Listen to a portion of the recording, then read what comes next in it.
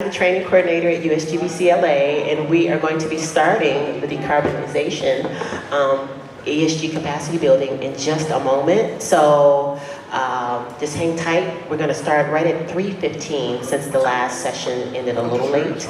We want to make sure that everyone who's supposed to be here is in here. Okay, so hang tight. We'll be starting very soon. Black Magic streamer, HDMI from here into here, USB to the computer. It recognizes this as a webcam. Audio from the mixer into the streamer, so that we get audio alongside video, and all goes into the streamer. And it all basically runs back to this. Yep. Well, the USB. Right. We pulled it out. Oh yes, no, here it is. Yep. Hey, I have a question. Do you usually press for things? I've done many events here, but things like these. Okay, cool. I hope this doesn't sound high maintenance. Oh, what? I want to learn some shit. Okay. And so when there's just like kind of certain setups and stuff like that, are you guys cool if I ever like? So let me ask you a question. You work for Full, right? What's Yeah, your position? I'm the production leader. So Got it.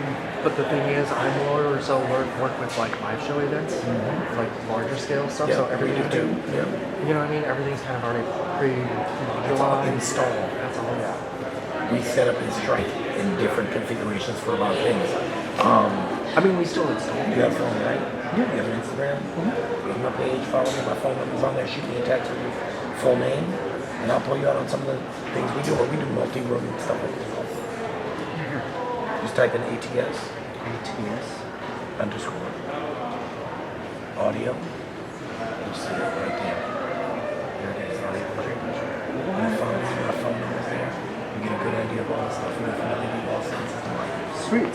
Yeah, Thank you. just shoot me a text. Say, hey, we got it filled up. Yeah. Pull me out on some events. If you're coming out, you're making money. I'll do free volunteership. You're going to be Oh, thanks. doing all kinds of stuff. I appreciate that. Yeah. I'm usually here Monday through Fridays and Saturdays and Doesn't Sundays. matter. If you shoot me your info, just text me. I'll save your number. Cool. And then I'll just say, jump on the ones you can. Sweet. That's what Appreciate it, man. Yeah, absolutely. And it's Joshua. Okay. Thank you. Shoot me a I'll text. suit it. Yeah, just shoot me a text and it was right there.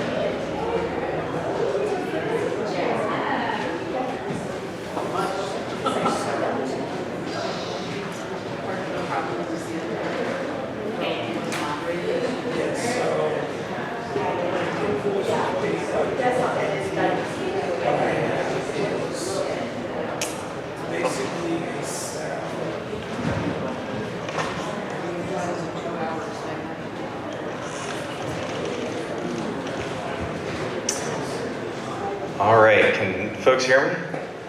I can hear me, so assume you can. Great. All right.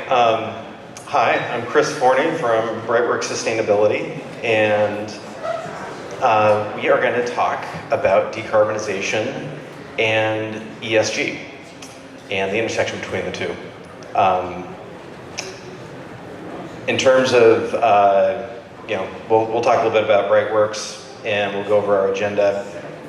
Brittany, anything you want to say hi? Make sure we get everything working here. Yeah, hi everyone. My name is Brittany C, and I'm a material specialist at the Brightworks Sustainability office in LA. Brilliant.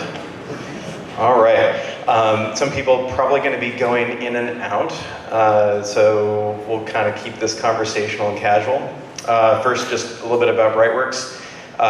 We do green building sustainability consulting, focused on energy, carbon, buildings, and materials.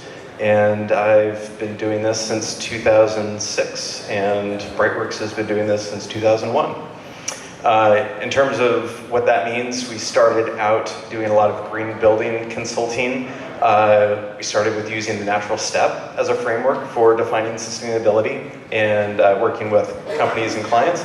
But LEED came along in the early 2000s and quickly changed our world to use that framework, as well as others that have emerged, BREEAM, Living Building Challenge, Green Globes. So green building certifications, fit well, health and wellness certifications. And that quickly branched out into carbon and energy work, both for existing buildings and for new construction, so doing a lot of the analysis around that. We do a lot of research in materials, which is where Brittany spends a lot of her time in not just embodied carbon, but also toxicity, social justice, complete supply chain issues around knowing more about what we buy in the building industry. And what we're going to focus on today is how that rolls up to ESG, environmental, social, and governance, because a lot of this work has meant going upstream to understand what our clients and our clients' clients need to accomplish and how to support those goals. Or, like was discussed in the earlier presentation earlier in the project, there's lower cost opportunity to make more impactful decisions. Well, before the project is even a project, there's opportunity to really influence how decisions are made by the companies that are operating off of their own value propositions. So what we're seeing in corporate America and companies all over the world is this realization that they not only have a responsibility to their shareholders, but to their stakeholders, which includes their employees, their customers, and even their supply chain. So that area around corporate reporting and decarbonization at a portfolio level is where our company has really evolved its services to support. And I have a feeling a lot of you in this room are part of that same trajectory. So this is kind of an exciting room to talk and share stories. We started our humble beginnings in Portland, Oregon, and quickly spread across the West Coast with our offices down here in LA and up in the Bay Area. We also have a strong office in New York, as well as outposts in Nashville and employees in Georgia and Colorado, and really across the United States, and then doing work internationally. So that's a little bit about where we're coming from. I'm an architect by training and licensed, and still do a lot of advocacy with AIA. Have evolved my consulting, like a lot of you, toward sustainability as being just the primary focus. So what we're going to cover today, first, we want to give an overview. We're going to talk about ESG broadly, but we're going to gravitate very quickly to greenhouse gas emissions. So we'll level set on some nomenclature around greenhouse gas accounting. Then we'll draw that back to ESG and decarbonization. We'll spend about 30, 40 minutes on that. We're going to take a 15-minute break so you all can go back out there, get a beer, come back. And then we're going to get into focus around embodied carbon, scope 3 emissions, and the materials that have a tremendous impact and a time-dependent impact on the sustainability of your projects. And then we're going to do a little work session. We have a QR code that'll lead you to a worksheet that you'll get into Teams and talk about the 15 categories of scope 3 emissions for embodied carbon. And then we're going to wrap it up with a test. I'm serious, there's a test. If you want to take the test, there's a QR code for that, and you can get credit for all of this. If you don't want to take the test and grab another beer, that's great too. And then we'll wrap up with a few resources. I believe these slides are going to be available online, but there's some great links. So if you don't want to write everything down, a lot of this stuff is available to you. So, let's do it. Carbon emissions. Brittany, would you please unpack for us what scope 1, scope 2, and scope 3 greenhouse gas emissions, what that means? Sure.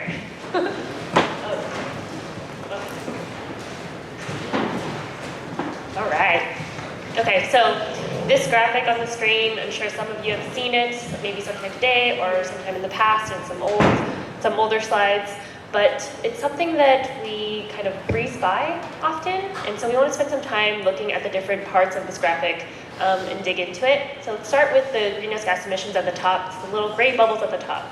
There's kind of a litany of greenhouse gas emissions that organizations need to think about and keep in mind when they are doing their activities, but the main one we're going to focus on today is what we often throw around as carbon. Now what we mean by carbon is actually carbon dioxide. When we say carbon dioxide, a lot of times what we mean is carbon dioxide equivalency, which often the unit of measure is kilograms of CO2 equivalency. We also have methane, nitrous oxide, so on, all the other greenhouse gas emissions, but the piece of the pie that we're biting off today is just the first one all the way to the left. These greenhouse gas emissions come from the activities of an organization that we tried to bucket into 3 different scopes. Scope 1 being the direct emissions, so for a lot of organizations that's going to be like your fleet vehicle emissions. Then there's scope 2, which is called indirect emissions, which is basically for a lot of organizations that's going to be your energy use. So your operational carbon or your energy use, a lot of times it's estimated through like energy models, so that kind of emissions portion. Scope 1 and 2 are relatively easier to calculate. It's a lot more comfortable to talk about them and a lot more comfortable to maybe like set goals around them just because they're smaller buckets. When you then look at the purple swirls, scope 3, you'll notice there's a lot more icons there. Those represent the 15 buckets that Chris just talked about. Scope 3 are another set of indirect emissions that kind of come more from your supply chain. And when we talk about our embodied carbon of our buildings, that's going to be a big portion of a developer's scope 3 emissions. A lot of times, it's considered your goods and services, it could be part of your lease assets, it could be part of your investments. It can range the gambit, but today we'll talk about how that embodied carbon can be calculated, reduced, and the different trends that we're seeing, and that'll be after the break. And then we have a few more slides that basically give you the official definition. We left it here for kind of future reference for you, but I think we covered it pretty well. I'll pass it back to Chris to talk about how it impacts businesses. All right, thank you, Brittany. So let's step back. We focused in on greenhouse gas emissions, but there's more to greenhouse gas emissions, more to ESG than greenhouse gas. And even in service of reducing greenhouse gas emissions, there are tangential impacts. There are social justice issues associated with how we get materials to our projects. There are other environmental toxicity, waste, ocean plastics, all kinds of matters that surround how a company does its business, and even if they're trying to do good in terms of climate action, how they're going about that in an equitable manner. I'd like to start with just the basic definition of ESG. We are talking about accounting oftentimes, and how to manage that accounting and that impact. So that's the E is often what we lead with, environmental, contributing to the company's climate change, greenhouse gas emissions, but also waste, water. There's the social, which includes the human rights, labor standards, and supply chain issues. And then there's what holds it all together, which is the governance. What does the company actually have in place in terms of policies and activities that hold itself accountable? And when we're talking about how to manage social and environmental impact, there needs to be a process that is transparent and is auditable, especially because we're oftentimes talking about companies that have a big footprint, are publicly traded, and as publicly traded companies, fund managers need to know what the risks are. They need to research and understand what a company might cause a company to fail. And that research is exactly what ESG reporting is intended to lend some transparency around. Climate change and greenhouse gas emissions is the frontline issue, but habitat loss, material waste, toxicity, pollution, water security, and human health are all interrelated.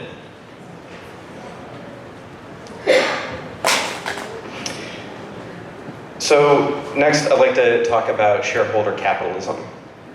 This is a definition that was established back in the 30s, but really came into prominence in the 70s. And the notion is that corporations should operate ethically and serve the interests of not just shareholders, but corporate management, but also of all stakeholders.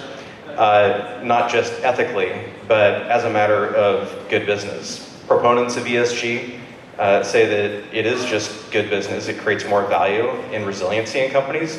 A lot of detractors say, let's focus on the bottom line. It's not my problem. But in terms of the value creation levers that a company has and can pose a risk, reputational risk, risk of climate change, and say you're a coffee grower and change of a few degrees can change the climate season of your harvest, and suddenly you don't have the product that you need to sell. There's just a whole slew of issues that feed into stakeholder capitalism, and having allowed capital markets to define the economy separately from the environment or social justice, we are finding that it is problematic for investors. And so this is why fund managers like to have ESG reporting, because it makes their job easier. They don't have to do as much investigative work. It's laid out in a very transparent and accessible way.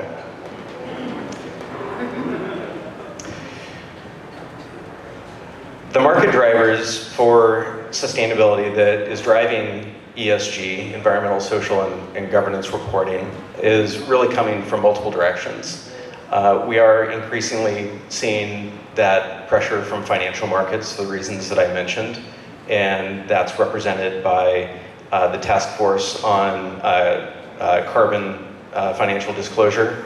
That is a group that's setting some of the standards and reporting rules around greenhouse gas emissions. SASB is another organization that develops sector-based standards for reporting that goes to the SEC, Security Exchange Commission, which regulates how that reporting for Wall Street transpires. But we're also seeing a lot of regulatory pulls. And those are often times in the same, but sometimes in slightly different directions than what we see from the financial markets. And right now, we are seeing some confusion around regulation that occurs through financial markets versus regulation that occurs through building codes and municipal action. And those, if they're pulling in even slightly different directions, can really pose some friction loss and some drain on the economy. There's, of course, customers and supply chain pressures. Companies that, especially large investor-driven companies, are adopting science-based targets. And just because they're big and kind of doing their thing, it doesn't mean that it doesn't impact little companies like ours and yours. Our companies are pulled right along. Oftentimes, these science-based targets trickle down to what you're seeing in RFPs or qualification requests, or what you're being asked to deliver in terms of lower carbon assets. And that is all changing market norms and best practices. In architecture firms, we like to talk about the standard of care. If you are ever in a claim, you are held accountable to what your peers would have delivered in a similar situation. Those standards are being defined, and at a market level around reporting, Global Reporting Initiative, UN and the United Nations and their Sustainable Development Goals, as well as the disclosure CDP. They used to be Carbon Disclosure Project, now it's just CDP. Their rules around how to report appropriately. These are all defining the standard of care in greenhouse gas emissions that our projects really need to roll up to.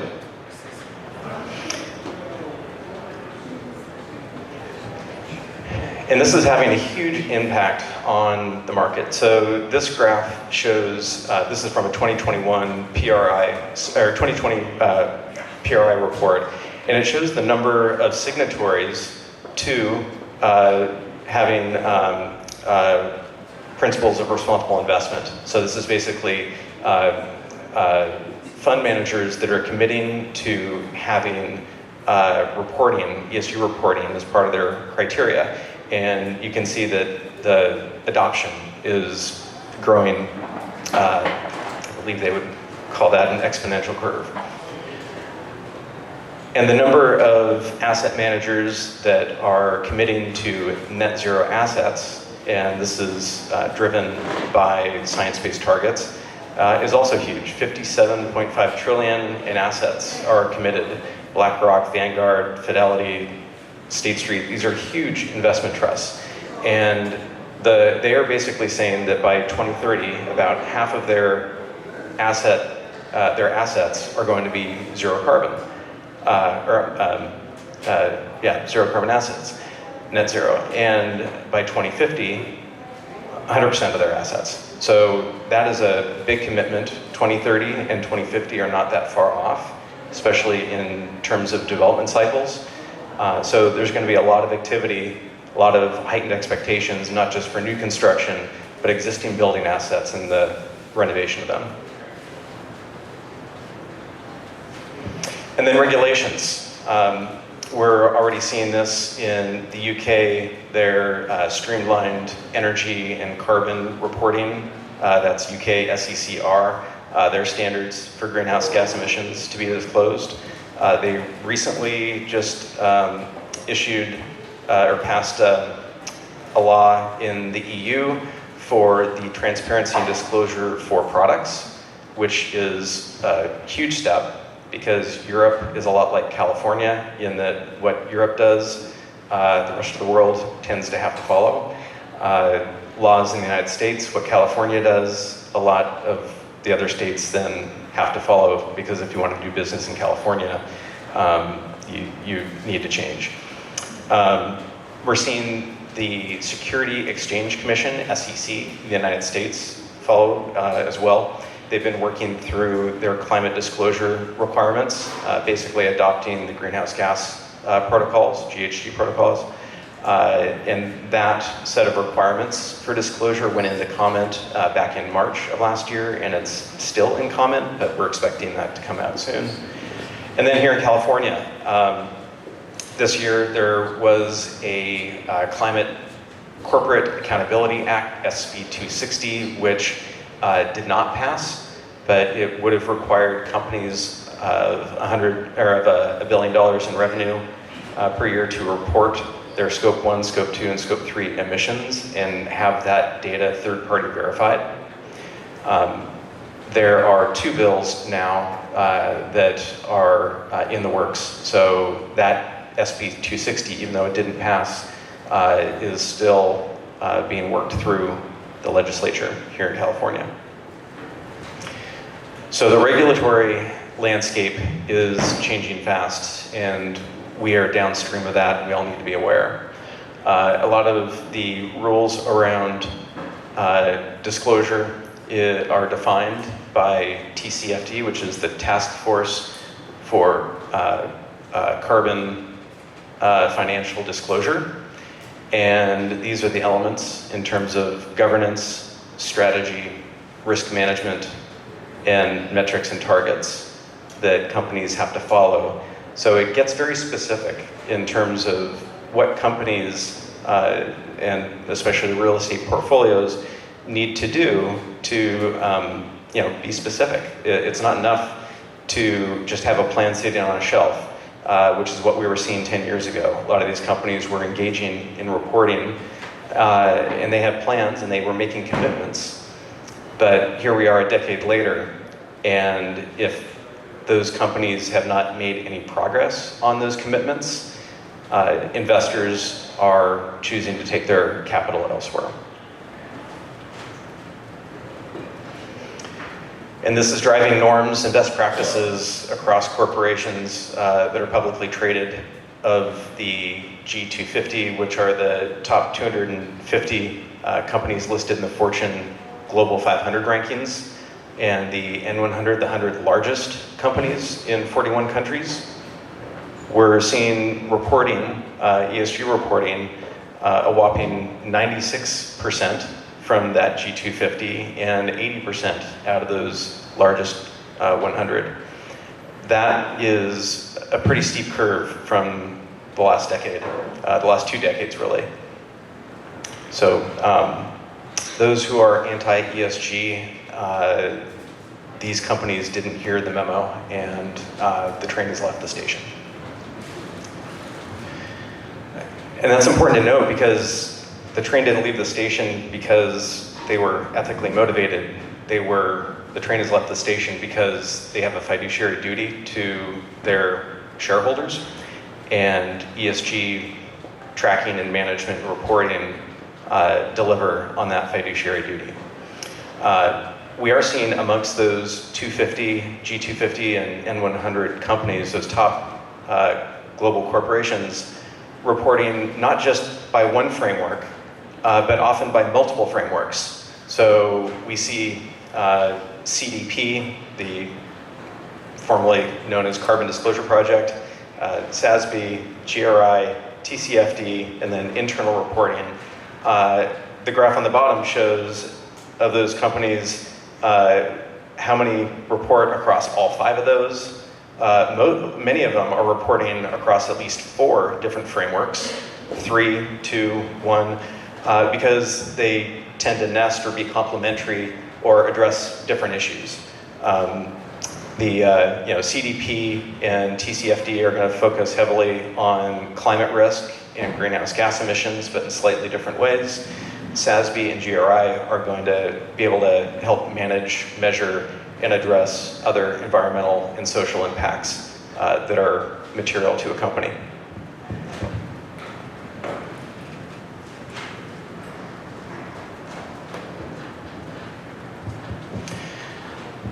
Yeah, so with the growth of these frameworks and the regulations, they're focusing more on just scope 1 and 2, which we covered earlier, the direct emissions on site and the emissions from purchased energy, but increasingly scope 3 emissions in the supply chain is becoming of increasing scrutiny. We've done a really good job over the last 2 decades of bringing a lot of the energy efficiency out of buildings through increasingly more stringent building codes.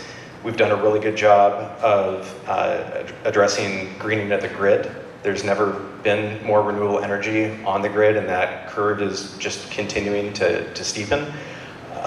So what we're left with is the emissions that are embodied in the materials that have a time-dependent value that Brittany will talk about for us in a minute.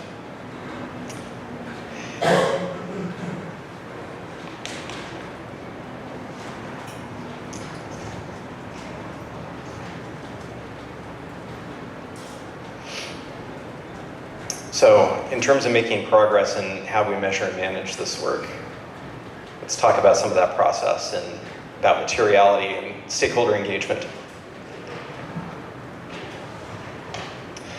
All right, so materiality is identifying what are the materials, that's the point of this slide. It's a complicated term, isn't it? Because in the building industry, we talk a lot about materials, right? Materiality is an adjective that also means having real importance or great consequence. That is the materiality that we're talking about with ESG. What is material? What is important? What is materially important to a company?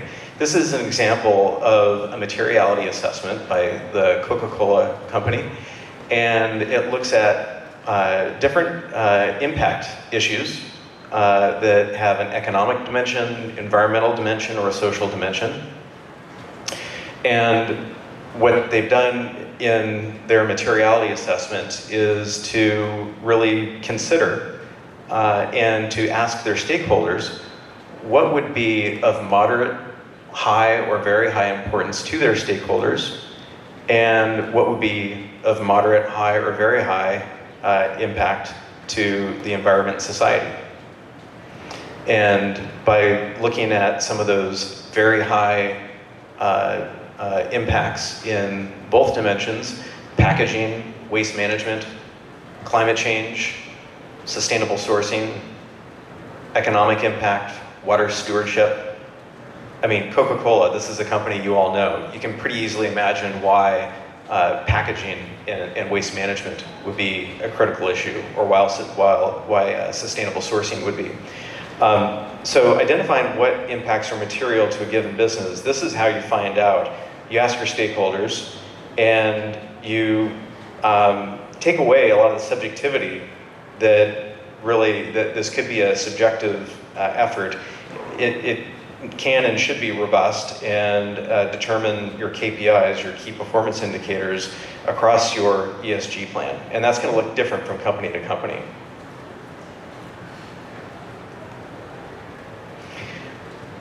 When considering a company's materiality and what impacts are materially important to its operations, climate change, again, is one of the greatest risks of uncertainty that companies are coming to address. And from the International Panel on Climate Change report, they have this handy graph that talks about what kind of impacts we might expect to experience with a 1.5 degree or a 2 degree Celsius difference in average global temperatures. What happens to a company when the Arctic is free of ice every 100 years or every 10 years? What happens with sea level rise between a meter or a 0.1 meter difference? Species loss, plant loss, insect loss, ecosystem shifts, permafrost thaw, crop yield reduction, coral reef loss, fishery declines. A company may be impacted by one to several of these. Companies are unlikely to be completely without risk from climate change. But this is where a lot of companies start in assessing their climate risk and their management process. And really, it is the uncertainty that we're all facing, not just from a mitigation standpoint, but from an adaptation standpoint. This starts to point the finger at what kind of adaptation measures is a company going to need to implement? How is it going to need to react or change to water shortages and droughts if you're a company that uses a lot of water? But also mitigation. if I am a company that uses a lot of concrete and emits a lot of greenhouse gas emissions because I buy and use a lot of concrete, how am I demonstrating that I'm part of the solution and bending the curve on that? And how is that beneficially impacting my stakeholders, which might be the community at large? It might be the investment trust that has a reputation that's upstream of you. It's all related. So we are seeing policy on the horizon as a result of this. That policy is often showing up in two dimensions. One is in the financial sector, and the other is in the municipal. So think regulatory change like we've seen here. Science-based targets are established using IPCC science. So the studies that go into the climate analysis of all the greenhouse gas emissions that are emitted globally every year. How does that get allocated by sectors between agriculture, buildings, manufacturing? And within those sectors, a company can reasonably interpolate what their portion of their responsibility is. And SBTI, Science-Based Target Initiative, prescribes methodologies for doing those calculations so that companies can actually name their reduction targets in the context of their share of responsibility. Policy is also looking at that at the state level. States, countries are looking at their emissions by sector, and they're looking at what reductions do they need to promote within their boundaries to meet their targets. The state of California knows its science-based targets. The state of California, Washington, Oregon, they all have different fingerprints in terms of their allocation of industry, but they are absolutely thinking of how to engage those industrial players to make their reductions so that their states can also stay on track in alignment with international commitments and goals. Some of that policy is looking like simply getting greenhouse gas reduction into the code. For a long time, energy efficiency has been our proxy for greenhouse gas emissions reduction. Really what we're trying to do through energy efficiency is to reduce greenhouse gas. But we can't get to embodied carbon that way. There's no way currently in building codes to really memorialize a goal around reducing the embodied carbon in concrete. So increasingly we're seeing proposals in legislation for, based on the science of what we're all developing together in the industry, of what we know the greenhouse gas emissions are of certain mixes.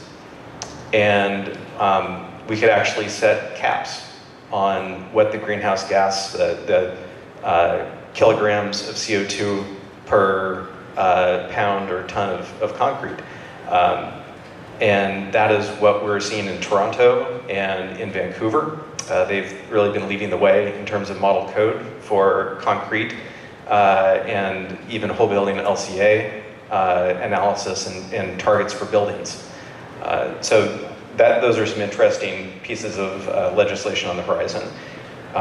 We're also seeing just more basic, more tangible and understandable to the public, incentivizing critical technologies like heat pumps, high efficiency windows, solar. Those can be a little more easily woven into the code through energy efficiency, but ultimately we might expect to see a greenhouse gas total emissions reduction target for building types, for commercial, for office, for hospitals. So that is another area of legislation that's under consideration. And that's kind of taking shape of performance-based energy or greenhouse gas emission targets that allows us to get at the existing buildings as well. That's really the hardest part about this is in order to scale climate action, we can't just focus on new construction. We desperately need to focus on the existing building stock as well. And my clicker. Oops. Yeah, I'm trying to advance the slide. Maybe I could get a hand from our tech partners here.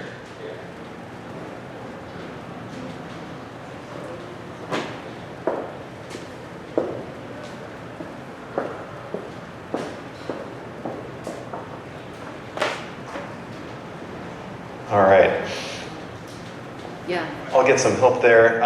Meanwhile, conveniently, we are at our break. So, isn't that handy? So I'll get some help from tech. You all grab a beer or a glass of wine or some water. Come back.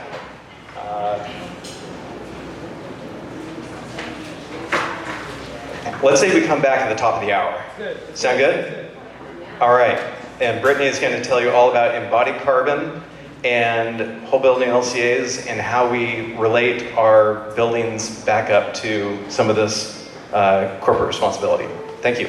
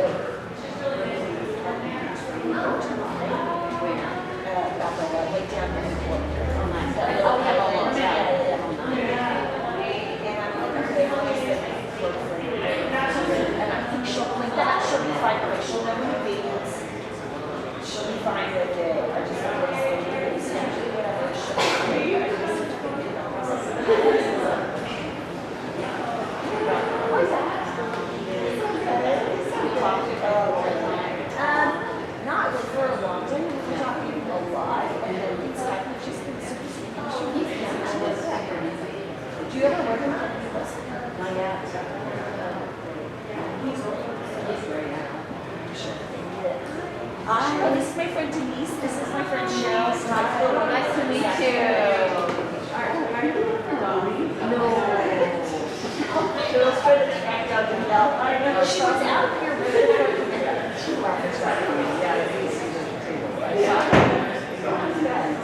Danielle is wearing like a green dress. She's probably like my height. No, she was very well.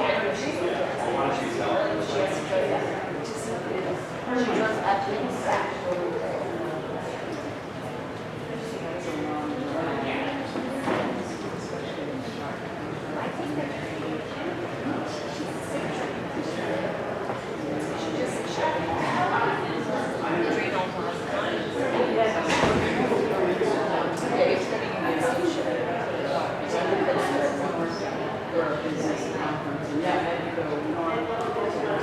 Oh yeah. Do you work?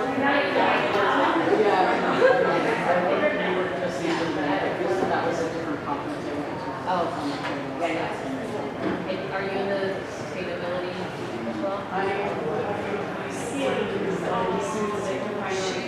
She's in compliance, so I sit in compliance.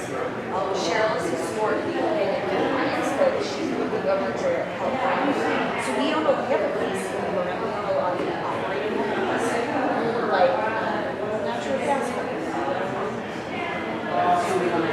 Yeah, right now, yeah. And then, I didn't know that.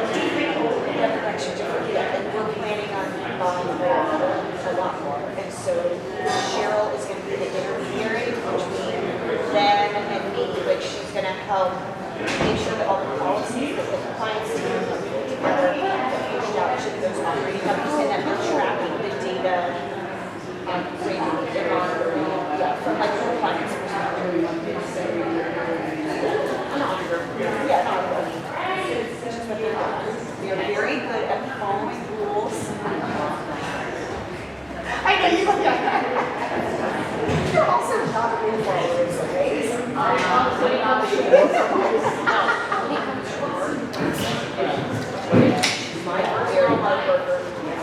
All right, we're going to get started again. So welcome back. Thank you for those who came back promptly. You want to sit on that side? All right.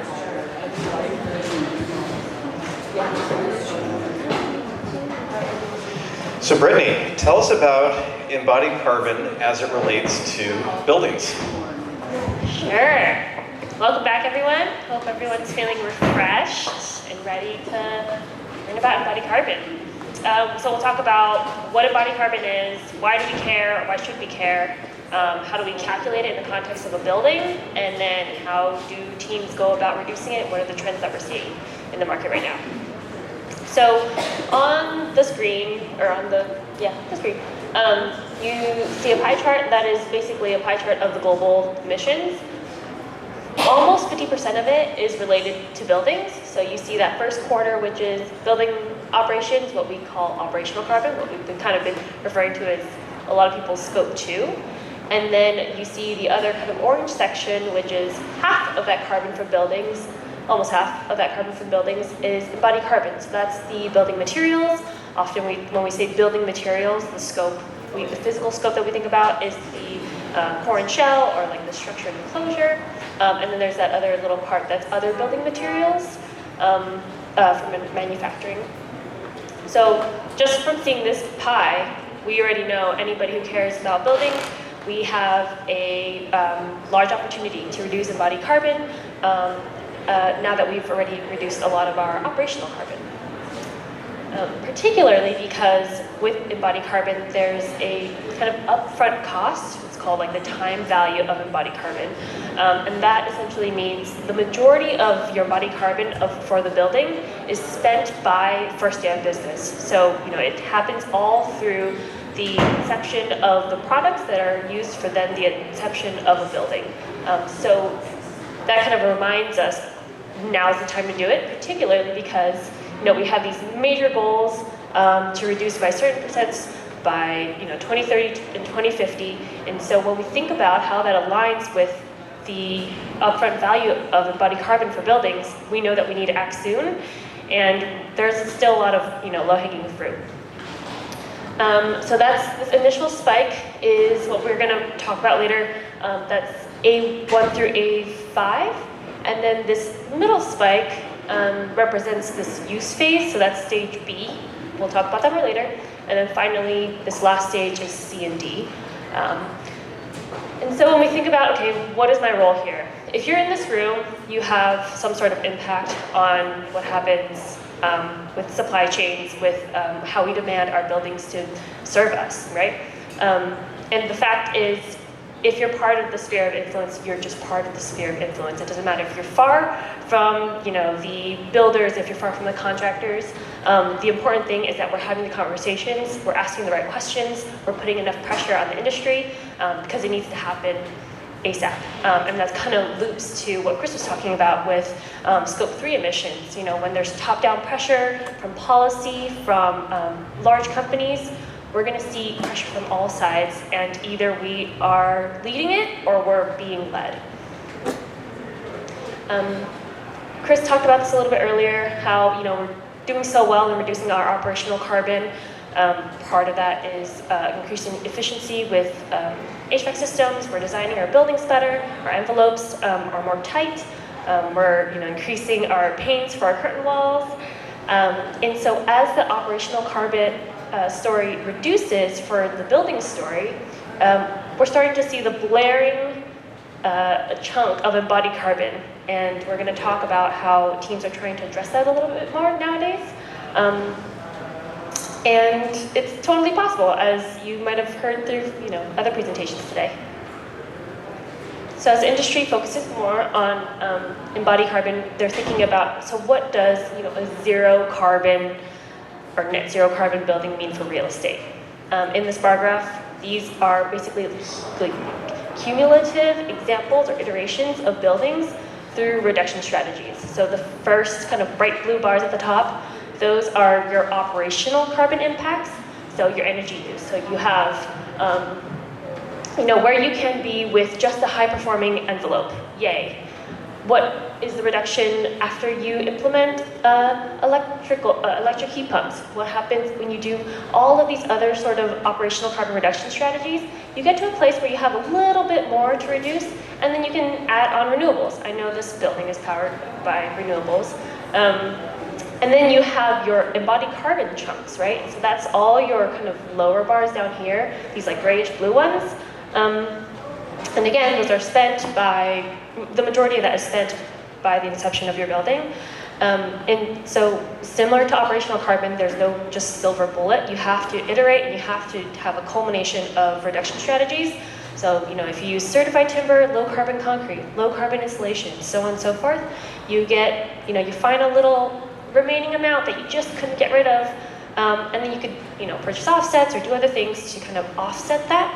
And there are really great frameworks now that allow us to hold our partners accountable for this sort of net zero carbon claim. One example is ILFI, zero carbon certification, which looks basically at all of the building's carbon, so embodied carbon, operational carbon. It requires certain levels of reduction, but that's really what we're seeing as kind of the industry's leading standard, and we are looking forward to seeing more of that in policy and other sort of sustainability frameworks.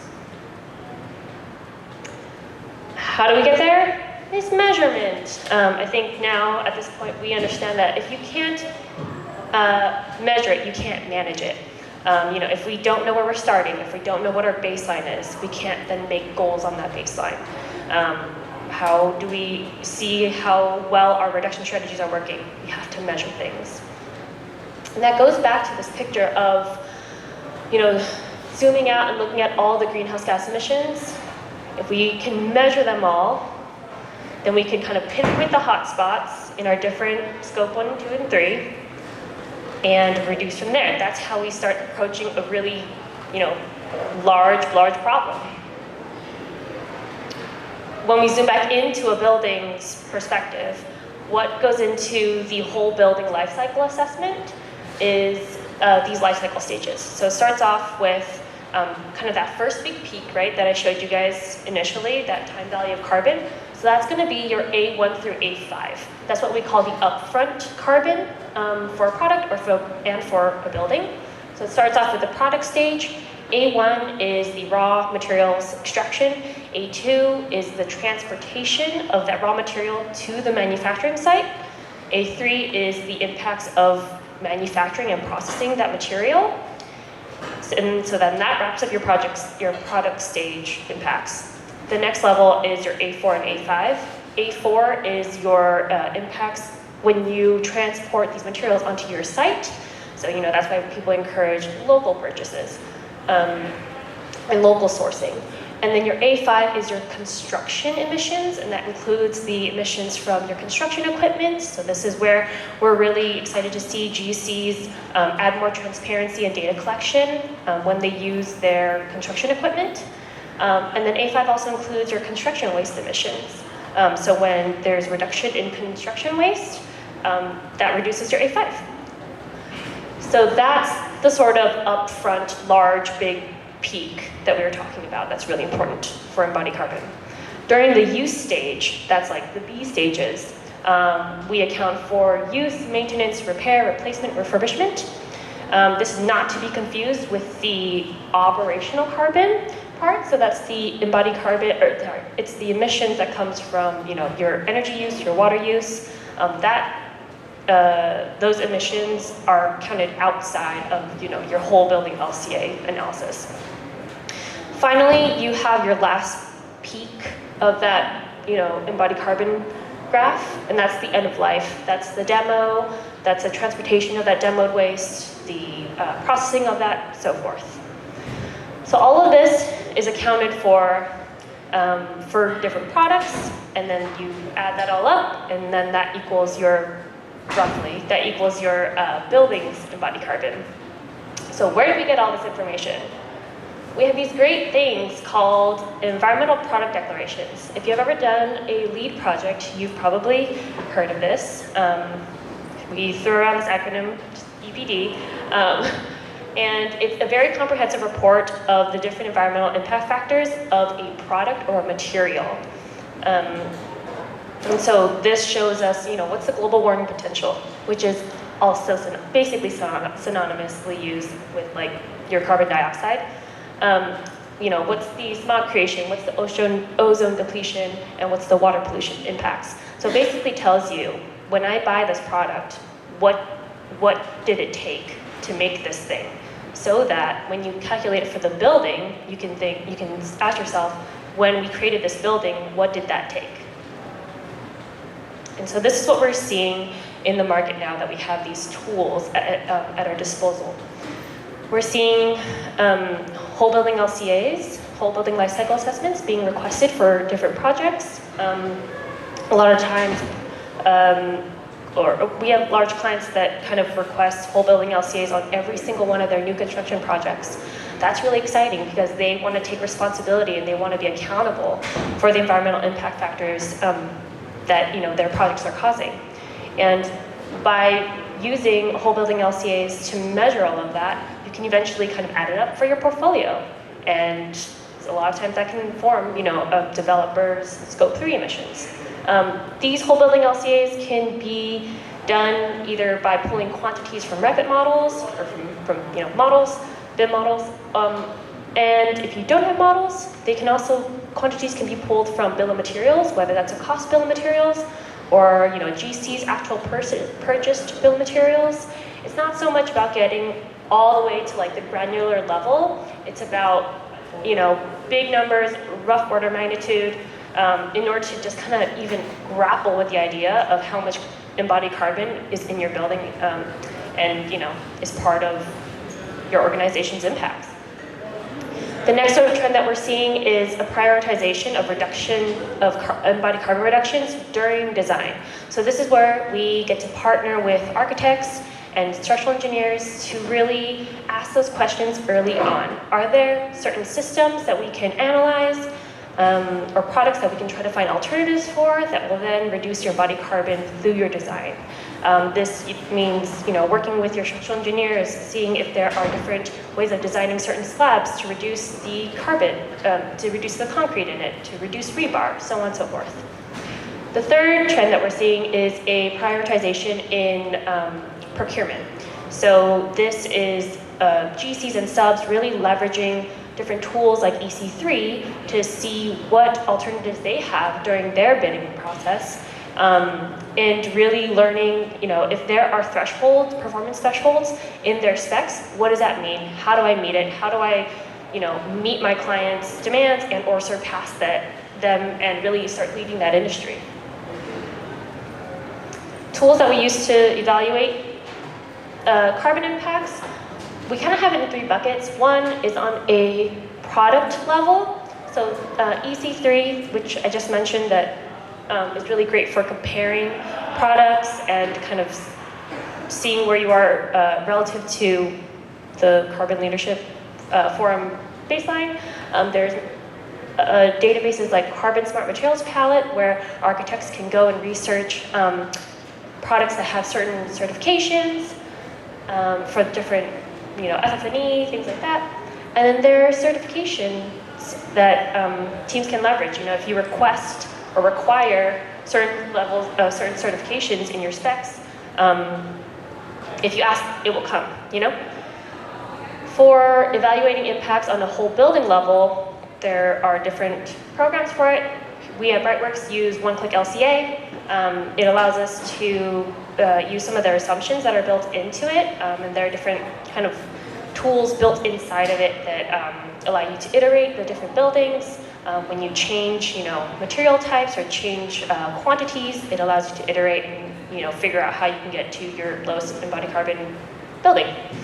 And then to fill in the gaps, there are programs like the TM65. So that is basically a process where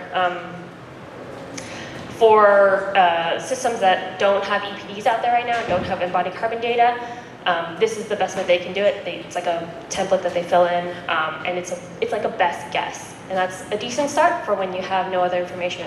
And that's why it's really important for contractors, clients to really request that data to be provided via EPDs. I'll just pause and say for EPDs, there are different levels of granularity. And there are generic EPDs, which uses kind of generic data to produce, a rough EPD. Better than nothing. Then there's industry-wide EPDs, which requires different players in an industry to contribute their data. And then so you have like a rough idea of what those product types have within that industry, within that region, ideally.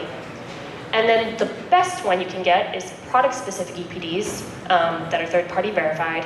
And those are ones that manufacturers go and have a third party certify or do basically like a product lifecycle assessment on their product, and then that's third party verified. And then we can use that data with a lot of confidence when that product is used in your whole building. As a whole building LCA consultant, those are my favorite. That's where clients really get to account for the reductions, when they do really strong efforts in procurement or, really try to choose the best alternative product that they have available to them. That's really where we get really excited and where you get the most accurate kind of embodied carbon analysis for your project. So that's EPDs, super different from the acronym ESG. ESG is a company's annual calculations and reporting of their impacts, including carbon emissions. Like I said, EPD, it's a fact sheet for different products and materials, and there's different levels of granularity. Of note, remember that one company's scope 1 and 2 is another scope 3. So everything trickles up or down. Everything that we do impacts somebody else, and now that's being kind of more formalized within reporting. And then finally, if you are a manufacturer, your scope 1, 2, and 3 all kind of go into somebody's scope 3, or many organizations' scope 3. So even if you are a small business and you're making small decisions, it will make a big impact, and you are an important part of the broader conversation.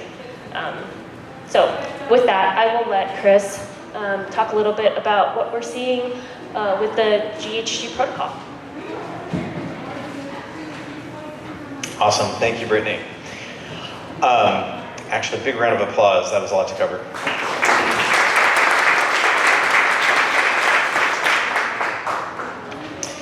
So, as Brittany described, data is really what we're chasing from manufacturers, and that data is not complete. There are manufacturers that don't have EPDs. There are manufacturers that don't know their supply chain and where the components of their products come from. That is a whole body of work that Brittany and others on our team have been engaged in for certain clients, and that is something that we're trying to scale as an industry through organizations like Mindful Materials to bring that data to the industry so that we can all access it and have more accurate whole building analysis. Because ultimately that whole building analysis is what ESG reporting entities are hungry for. And to connect the dots, right now it's currently best practice for reporting companies to account for their scope 3 emissions in purchased goods, materials, on a spend base. So let's say you spend so much on a building, there's statistical analysis that describes a greenhouse gas factor, and you take the cost, the spend for that product or that building, and you multiply it by that greenhouse gas factor, and that is your reported emissions. Now, that really gives you no room to account for the process that a lot of you are engaged in, choosing different cement mixes, choosing different products like wood, locally sourced wood, that have an impact on the reduced greenhouse gas emissions. But how do we connect that to what companies are able to report and benefit from? The answer is in getting these two worlds to converge, and some work that we had the opportunity to do with WAP is to develop a sector supplement that was adopted, approved by WRI, and is actually footnoted or referenced in the SBTI guidance on greenhouse gas emissions. And what this sector supplement does, it was published in 2021.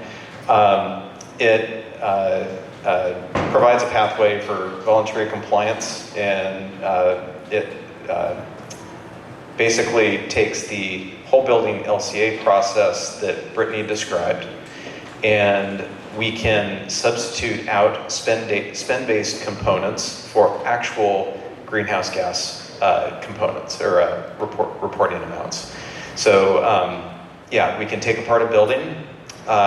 We can take the total, say the spend-based denominator of a project, take out the amount we know that was spent on concrete, and use the baseline as spend-based, and then use our actual amount as the actual. So by showing that difference, we can actually show a spend-based reduction. This sector supplement provides detailed guidance on how to go through that process. What it also provides is a pathway for us as a building industry to move toward actual greenhouse gas accounting for projects through this type of analysis. So that really, I think, poses an interesting opportunity and proposition for designers and builders. One, you have a vehicle to make more accurate claims around the carbon and carbon reduction of your projects. But two, we actually have the opportunity to really put a call out to manufacturers and give us their data on the embodied carbon through EPDs. So that type of advocacy that started with LEED really has an opportunity to be bridged, scaled much more broadly to the financial sector through ESG reporting, which is pretty exciting. And we're in discussions with MyGBCE and other certification organizations around their next versioning and how to align those two, how to align our processes in green building certification like LEED with reporting standards like SASB and WRI protocol, and aligning with SBTI targets. So we're really seeing a convergence of all these pathways, coordinating both financial efforts as well as technical efforts towards decarbonization.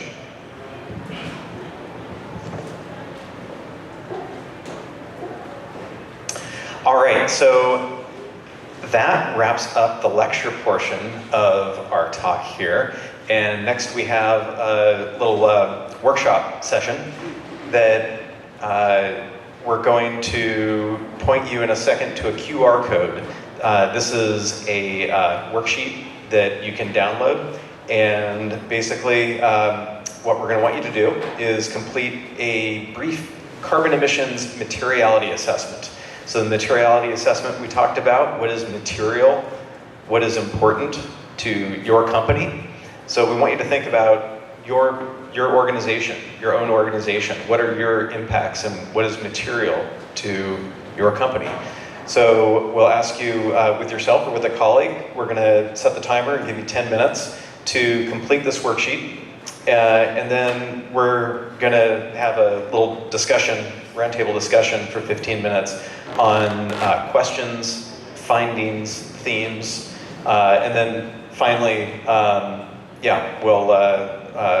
we'll share a little bit of some resources with you at closing, and we'll of course have the quiz at the end for any of our fellow nerds to really nerd out and get CEUs and get credit for this time. So there's our QR codes. Brittany, move over just a shade so we can get everybody a clean shot at the workshop QR code on the bottom.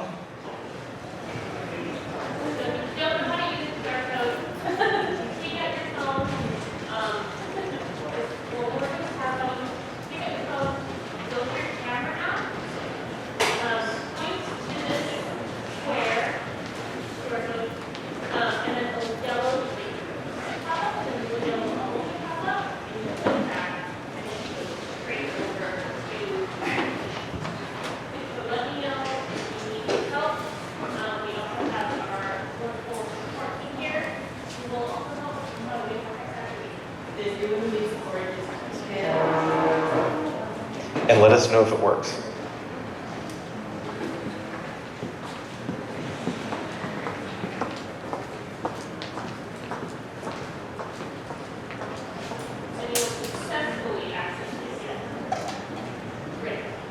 Great, we got some thumbs up. It's working for folks.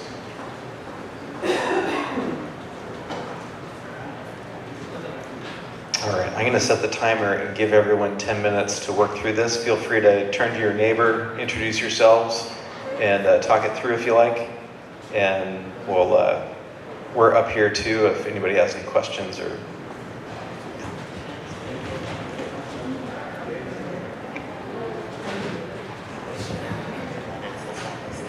Okay, everyone, there's going to be 3 pages on this worksheet.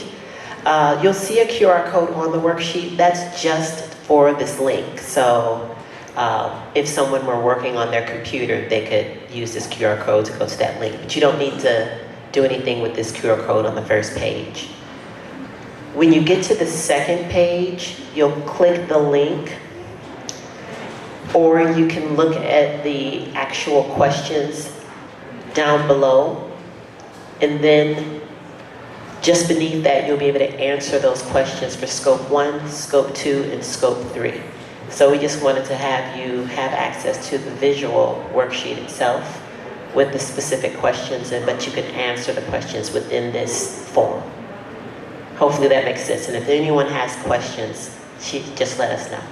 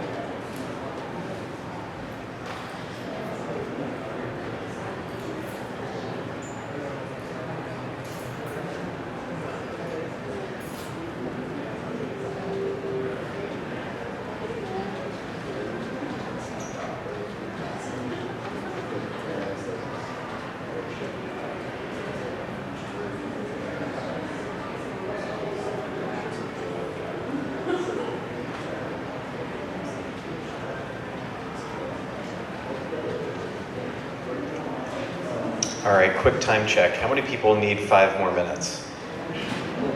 Okay, I see a few hands. How many of you are ready? You're done? Nobody? Oh, well, one? Okay. All right, we're gonna give you all 5 more minutes.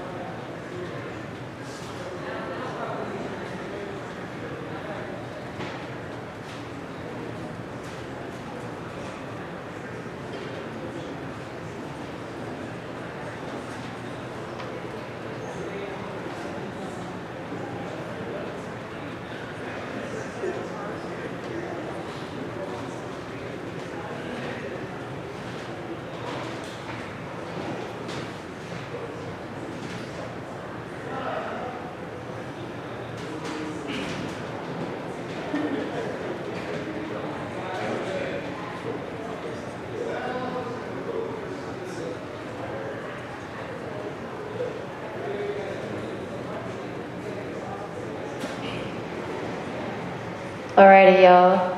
Ooh. Okay, so hopefully everyone has had a chance to explore all the questions and do some thinking.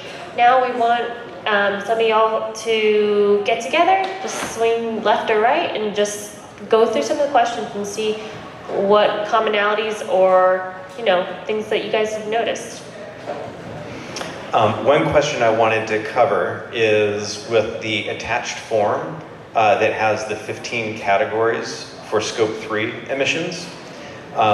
So just like the questions in the boxes, there's kind of a ambiguous question, so I just want to clarify. Notes on materiality within corporate value chain.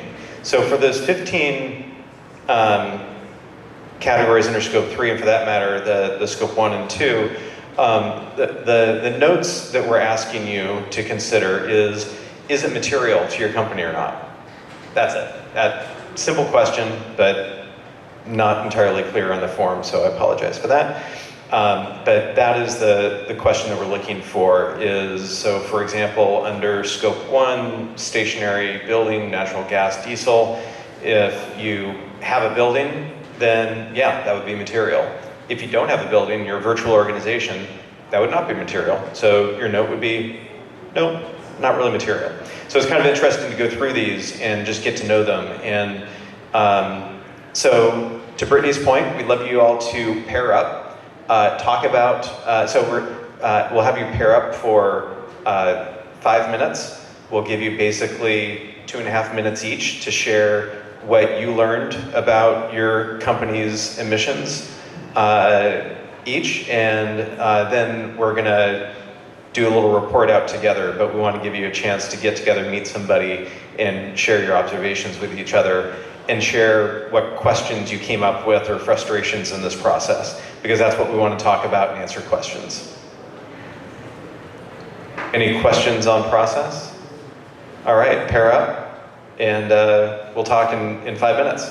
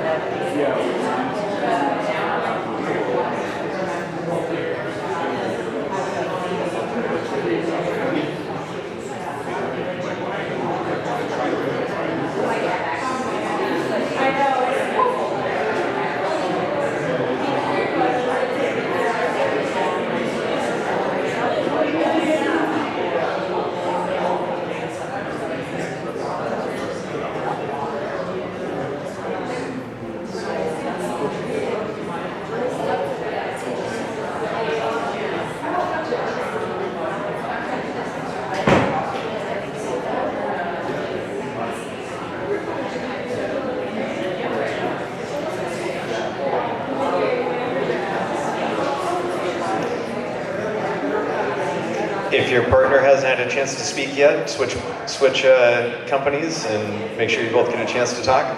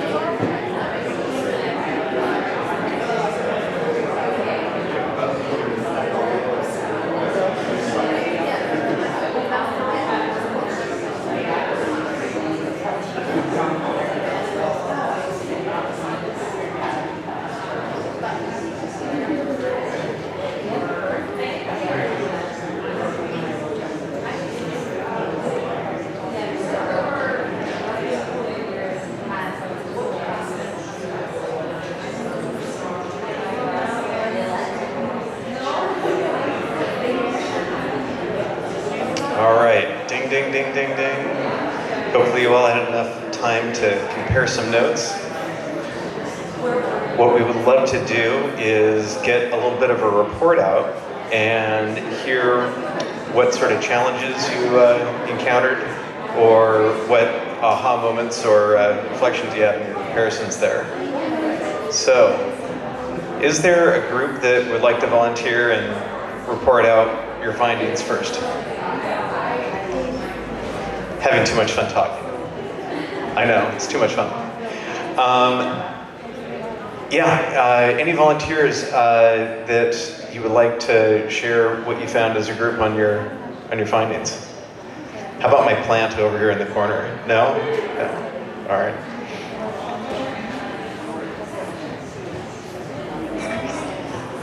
So a couple of things that we found out while chatting. We found out that in commonality, there's a lot of things that kind of in our firm. So I'm actually from AC Martin, I'm an architect, and then I was speaking with a couple of people from Vertical Group and Sustainability Consultants. And so then we were kind of just chatting that we have a disconnect between what is the idea behind net zero and then carbon neutrality, and that there seems to be some sort of not miseducation, but more education in what our products and the products that we are using as architects in our firm and what we need to be striving for. And for example, I had never actually done a project where we were looking at EPDs. And that's something that, for example, with sustainability consultants, that's a big thing that they have. So I was like, how do we merge, that idea and our materiality into the design side, for example, for architects?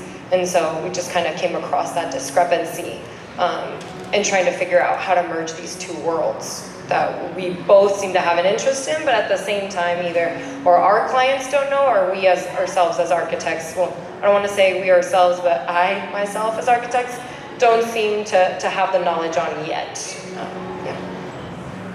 Thank you. And brave for going first. And also thank you for my colleague out there for bringing me a CO2-induced beverage. I'm going to make the CO2 go away. All right, so who would like to go next? Any volunteers have some findings they'd like to share?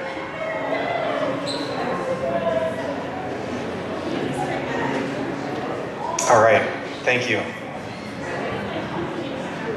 Hello. Our group was pretty diverse. We had someone who was their own independent business person. So I'm not really sure how that factors in. I guess they have to basically have a net zero type of lifestyle for that to work out from a business perspective. We also had someone who worked for a small company, and I work for a utility company, so a lot of materiality associated with scope level 1. Yeah, the diversity of of company sizes and what is material to them and what they feel is appropriate in terms of reporting being applicable to their business is a great observation, because the type of reporting that we're talking about, it actually does scale, and there are frameworks that help to make it scale. So for smaller companies, certifications like B Corp allow us a framework to start to think about our business impacts as small businesses, whereas a framework like GRI is going to be something that's more at the utility scale. And that's something that we as an industry are all wrestling with. I think we're all sort of wrestling with those questions around what are the right frameworks and where does that fit for me and my company. Thank you for sharing that. Any other questions, observations, aha moments that anybody would like to share or ask?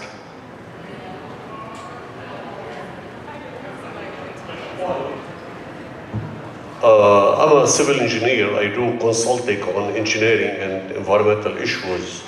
And now for scope 1, it's kind of hard for me because I don't have any, my work is virtual basically.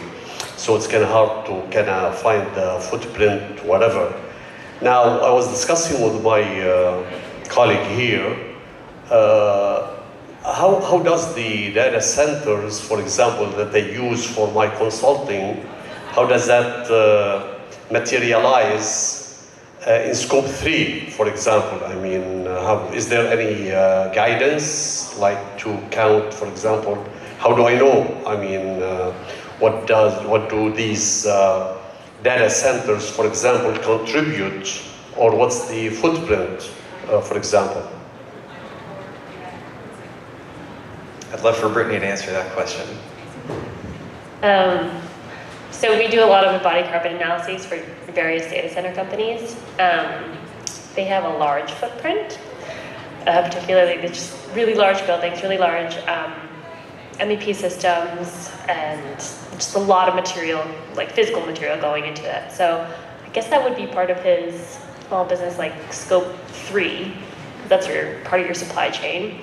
But yeah, that's us doing the embodied carbon analyses for these data center companies would eventually kind of ideally trickle to someone like you or small businesses that also use data centers, which at this point, I think everybody kind of does.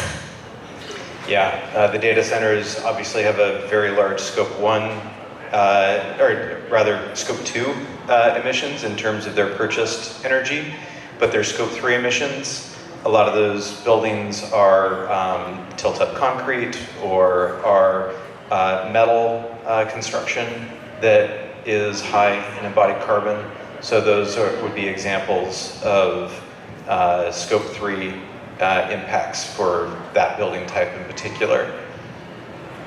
Yeah, and I'll even add, when we think about how regulation abroad kind of makes all boats rise, some of the data center companies that we work with are trying to comply with harder reporting standards. Well, they have to comply with harder reporting standards, and that makes it so that more of their construction activity is actually included in their embodied carbon. So for example, if there's a small data center company that's kind of just in the States, they don't have to include, for example, like their site impacts. like the concrete and asphalt for their sites. They also don't have to include their mechanical systems. But if they're also operating in, say, the UK, they have to comply with their carbon policies. And so that requires them to start to include their site impacts and MEP impacts. So we're seeing this kind of like pool for these large companies to start collecting more data, and that makes it so even their US projects are having to account for that. Great context. Thank you. All right, well, we really appreciate everyone's time with us this afternoon. And the exam QR code, I would encourage you all to go ahead and take a shot at that and save the link. You have a week to complete this quiz to get the continuing education. So please be sure to capture that if that's something you would like to do. Once everyone's gotten a picture of it, I'm going to change slides and just share a few resources and wrap up.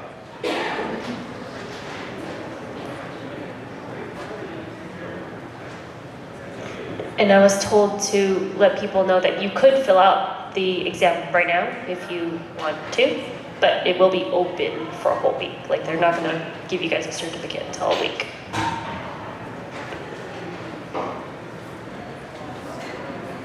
See a few cameras up still. I'll give you a second more.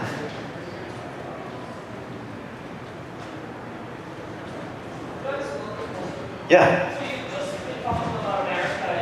Europe, but we haven't talked about Asia at all. So what is happening there? Are you watching that space, and is there a certain sense of collaboration and accountability throughout the world, especially? Yeah, Asia Pacific, we have a tremendous amount of collaboration on the manufacturing engagement, on policy. I would say not as much. And part of that is differences in governments and how action is deployed across government entities. So I think that's probably the biggest reason why.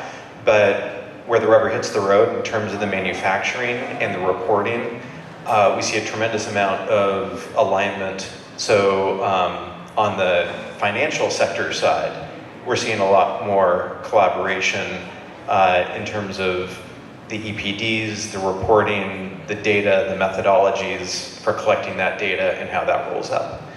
Would you please add? Yeah, I have so many thoughts on this.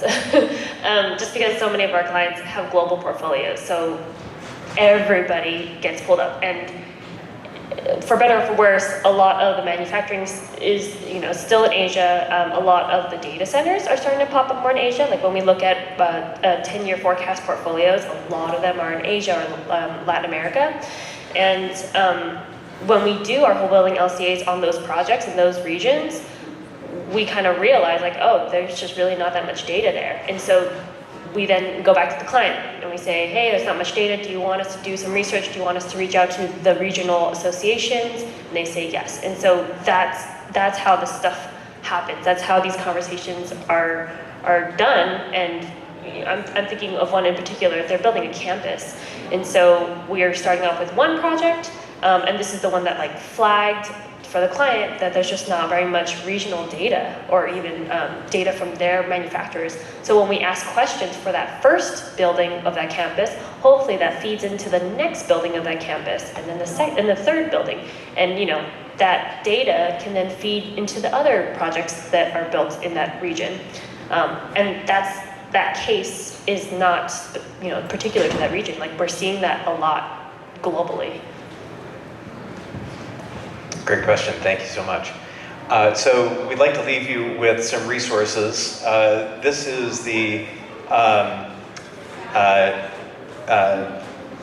NAREIT, National Association of Real Estate Investment Trusts.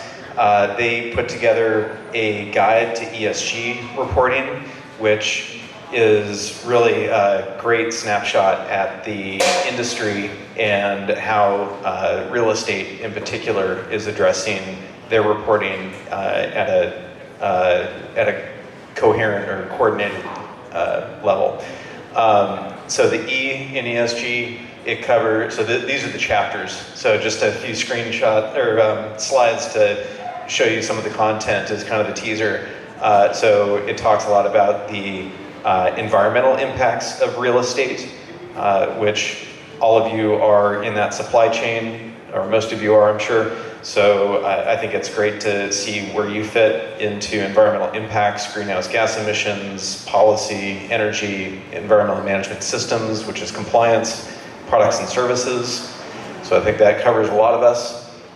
Climate change, opportunities and risks, back to those risk assessments and what is material to real estate investment trusts, and some of the disclosure tools. I'm just going to fly through these real quick. Greenhouse gas emissions standards, we talked about science-based targets as well as the greenhouse gas protocol, summarizing some of their guidance and links to those resources. They have a study on some policy recommendations. REITs are very interested in policy because they don't want anyone to be burdened or advantaged than the other. So policy is a way to create fairness in the the economic ecosystem. So that's one of the reasons why they're lobbying for advocacy. If we're going to move toward climate action, let's do so in a predictable way that our business won't be blindsided. And then looking specifically at energy consumption in the grid, there's some of you that are here from utilities, and the greening of the grid is absolutely a factor on these REITs, their pathway to neutrality, carbon neutrality. And then finally, environmental management, compliance systems and disclosure policies, products and services. There's a chapter looking at the products and services all along the supply chain. So if what we talked about supply chain in real estate, you want to dig into that, really understand the full picture. This really paints a comprehensive look. And that is that report. Here's us, and if you have anything you'd like to follow up, any questions and things we can help you out with, we're available at this website. And thank you very much. We appreciate your time today.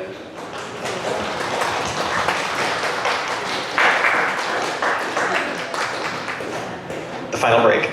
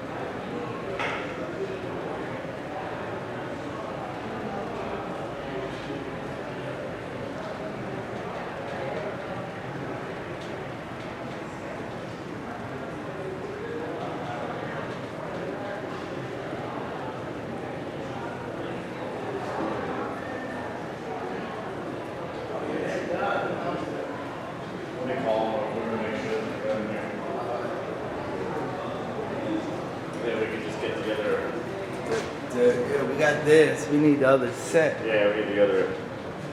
Well, let's go take this car back and load up the other It's car over? and come back. He said it's over. Yeah, that's what I was thinking too. All right, I'll start breaking down the speakers. Over. No, I'm asking, is this over with? Yeah, we're gonna go finalize that really quick. All right. All right. Because maybe you can send us to computers. I have a few. Really good. Did you identify it? You identified that it's definitely a driver graphics. But the GPU, that is replaced. So it's really different parts. That's a little stuff.